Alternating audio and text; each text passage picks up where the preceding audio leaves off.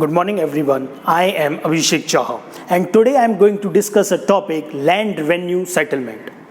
Now this land revenue settlement was during the British period of time. Let's go to some of the basics that any ruler or any kingdom required certain taxes for the proper functioning of the administration. And since India was an agrarian economy before the independence time, therefore majority of the taxes were on the agriculture produce. Whether it was an ancient time, medieval time or modern time, all the rulers used to take majority of their taxes from the agriculture part. Now, before going to that, or before discussing the land revenue settlement, I would like to correlate it with the current event, that is Naxalism. Now, Naxalism is our day-to-day problem that we can see in India. It emerged from an area known as Naxalbari. Now, in this Naxalbari, the primary cause of this problem was the failure of land reforms. Now, what were land reforms? That once the India attained independence, then there was redistribution of the land holdings under the land reforms part, and it was only because of the land revenue settlement, which we will study. Okay, we will come back to that part. Let's start. Like in the medieval time, there were three important rulers who have tried to consolidate the collection of the taxes. Okay. So the first one was Alauddin Khilji. He used to take taxes on the basis of the quantity of the land. Then came Shah Suri. He started calculating the taxes on the basis of quantity and quality of land. As the quality of land changes from place to place, therefore Shah Suri also tried to include the quality part with the quantity part. So there were basically three types of quality of land, that was good quality, medium quality land and bad quality land. Now the third was Akbar. Akbar's finance minister was Raja Todarmal, who under the Zapti system and the Sala system, they came with different types of revenue collection, which was based on three important things. Number one, quantity of land. Number two, quality of land. And number three, which was most important, was regional and seasonal variation. Since India is a country where we can see a lot of climatic variations, climatic fluctuations like floods, droughts and several others. Therefore, they started including the seasonal and the regional variations also. Now, these seasonal and regional variations were taken into consideration by taking an average of 10 years production of that particular region. So this was how these three important rulers tried to collect taxes in the medieval time. Now, with the change of the rule came the British East India Company.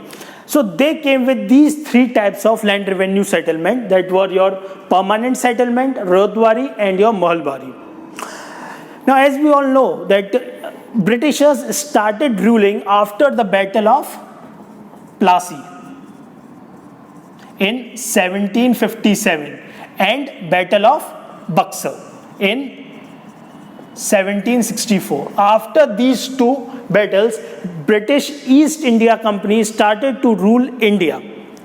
So they first came with the permanent settlement, and it was drafted by Lord Cornwallis, and it was started in 1793.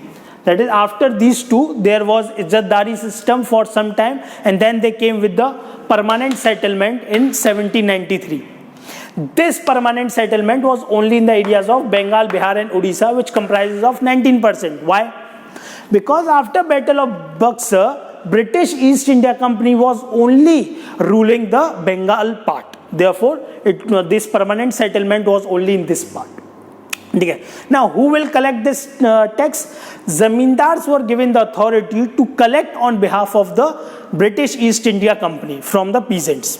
Now, Zamindars were also considered as the proprietors of the land. This was the biggest mistake of the British East India Company, that rather than considering the peasant as the proprietor, they consider the Zamindars. And thus, when India got independence, therefore there was a demand that since the land was not given to the farmers, therefore there should be land reform movement, and the land should be equally divided among all, so as to undo the mistake of permanent settlement basically. So this was basically what because of which the Naxalbari started. Let's come back to this.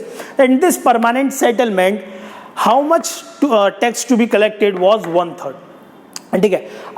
Now within this 1/3, 89% was to be given to the British East India Company, whereas 11% was to be kept as the charge of collection by the zamindars. Plus this 1/3 of taxes were fixed. They were fixed. This is going to be fixed. Now, why Britishers fixed it? Britishers thought that once we are going to fix it, so the zamindars will introduce some of the methods so as to increase the profit, so as to increase the cultivation of that region. But unfortunately, this never happened. Rather, it was backfired.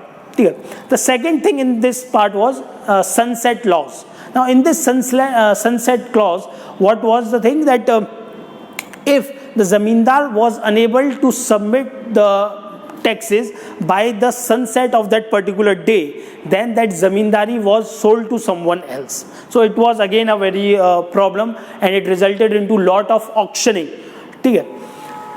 Now, what was the benefit to the East India Company by the introduction of permanent settlement? There were two basic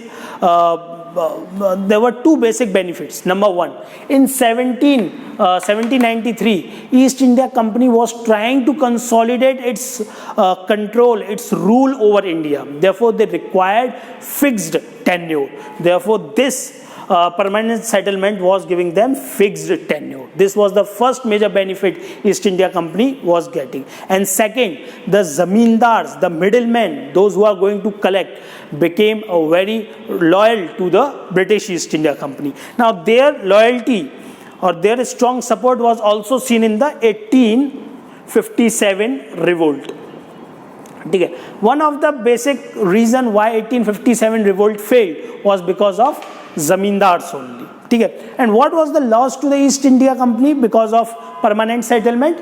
That number one, it was fixed. They could not increase the taxes. Therefore, East India Company thought of coming up with another types of settlements. So they came with Rothwari settlement. Rothwari settlement came in 1820. It was introduced by Reed and Munro, and it was in the area of Bombay and Madras primarily. Then later on it was introduced in Sindh, Berar and parts of Assam. Now this area was constituting 51%, this area was 19% only. Now understand that timeline, it was 1820 in Bombay and Madras. Now we have to understand that the third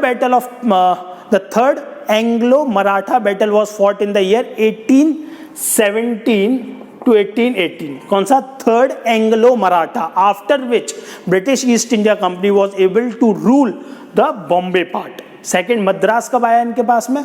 Madras came in 1799 by the Fourth Anglo-Mysore War. Fourth Anglo-Mysore War, Tipu Sultan was defeated, was killed, and then British East India Company was able to consolidate their rule over the Mysore part.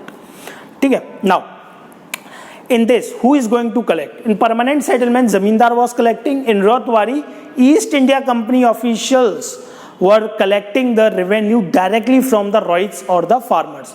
यहाँ पर royals का means ही होता है farmer. Now, how much tax? Over here it was 1/3 of the produce, and over here it was 55%.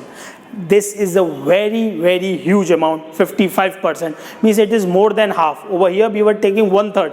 Here we are taking more than half. And that too, it was revised periodically. So that whenever Britishers want, they can increase the taxes so as to get more revenue from the population. Now, what were the benefit to East India Company? High taxes. And what was the loss to the East India Company? That there were several peasant revolts. There were several peasant revolts because of the introduction of the Rothwari in 1820.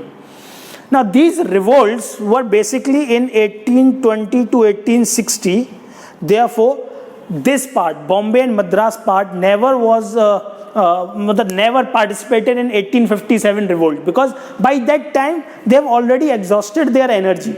उनके whatever the revolts they started was in 20s, 30s, 40s, 50s, 55. By that time their energy was exhausted, and therefore this part, Bombay and Madras, basically the Deccan and the southern part, was not able to participate in the 1857 revolt. Now let's come to the third one, Mahalwari system. Now because of seeing that there were a lot of several peasant revolts, they came with third type, Mahalwari settlement, also known as modified permanent settlement. It is a modified version of permanent settlement. It was drafted by Holt Mackenzie. It was introduced in area of northwest India, western UP, central India and Punjab, which constitute 30% of the population. It was introduced in 1822. Now, who is going to collect? Now over here, local family from each mahal is going to collect the taxes over this part. The region was divided into different mahals. From there, one of the family was asked to collect the taxes. Now over here, the taxes were again high. No, it was not 55. Sorry, I'm sorry. Over here, I've written wrong. It was again 1/3. 1/3 of the taxes were collected, ठीक है, revised periodically. Now what was the difference? यहाँ पर भी 1/3 was collected, यहाँ पर भी 1/3 was collected. Now over here, zamindar used to take 11% and East India Company 89%. Over here, of the 1/3, whole 100% used to go to East India Company, whereas the person, whoever was collecting the taxes, used to get fixed salary from East India Company for fulfilling this duty. So this is all about the land revenue settlement, permanent, Rohitwari and Mahalwari. Now because of the errors done in these three, that there were a lot of auctioning and the real peasants were debarred from their own land, they were not able to cultivate on their land, and some other person was given that land. At the time of independence, during the national movement only, the demand of land reforms was started, and at the when India got independent, that land reforms was introduced in the 9th schedule of the constitution. Now, despite government's sincere efforts of doing land reforms, the land reforms were literally a failure in this government. But parallelly to this land reforms, Gramdan and Bhudan movement were going on. Gramdan and Bhudan movement were going on by the Acharya Vinoba Bhave and JP Narayan. So this is all about land revenue settlement. I hope you all have understood the concepts very well. Thank you very much.